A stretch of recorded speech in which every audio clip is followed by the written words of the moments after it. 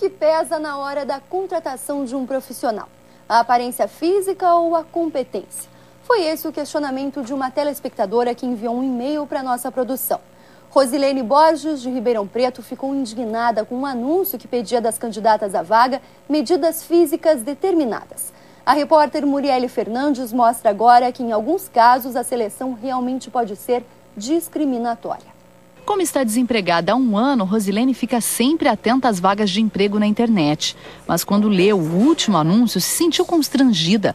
A oportunidade para a vendedora no shopping exigiu um manequim até o número 42. Senti que foi uma discriminação, que eles têm que exigir que a pessoa seja experiente, tem que exigir que a pessoa tenha qualificação, mas não colocar que a pessoa seja mais gorda ou magro, né? O anúncio já foi retirado. A empresa de consultoria em recursos humanos que fez a divulgação diz que houve um equívoco da funcionária na hora de especificar a vaga.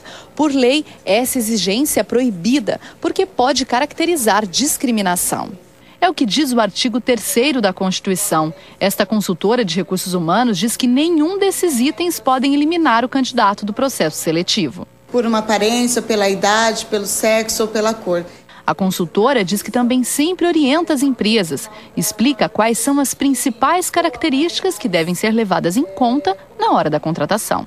A simpatia, a desenvoltura, a flexibilidade, o comportamento dessa pessoa frente ao outro, né?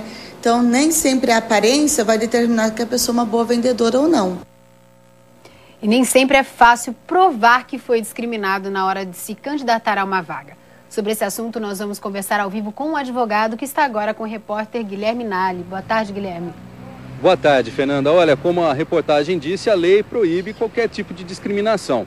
Aqui ao meu lado está o presidente da OAB, Dr. Ricardo Giuntini. Doutor, qual que é a sua visão sobre esse caso dessa telespectadora? Boa tarde a todos. Olha, ao meu ver, há uma certa inadequação nessa situação. Por que eu digo isso? Porque num primeiro momento eu não consigo enxergar uma razoabilidade, uma consequência lógica entre a exigência que é feita no anúncio para com o exercício da função. Ou seja, num primeiro momento eu não consigo fazer essa ilação de que há essa estrita necessidade para o desempenho dessa função. Doutor, agora é difícil provar na justiça, no caso ela se sentiu constrangida, é difícil provar que houve discriminação, por exemplo?